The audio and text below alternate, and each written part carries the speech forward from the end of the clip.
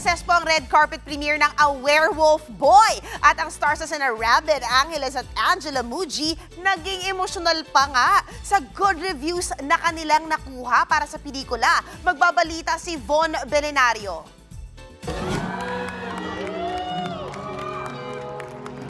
Napayakap sa isa't isa sina Rabin Angeles at Angela Muji matapos mapanood for the first time ang first ever movie nilang A Werewolf Boy.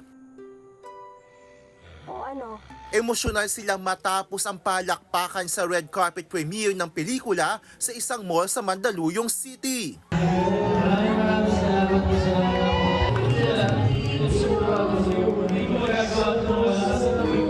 Bago ang premiere, naibahagi sa News 5 ni Rabin at Angela ang kanilang reaksyon sa nakuhang positive reviews matapos ang special screening for influencers at movie critics kamakailan. Sobrang sarap po sa puso and nakakatuwa po pero at the same time mas nakakakaba.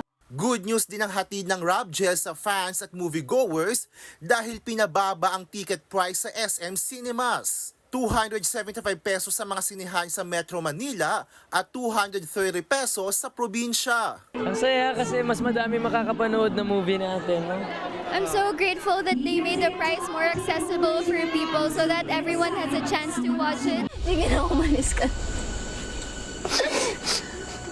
Bakit ba kayo umalis? Umalis ka na!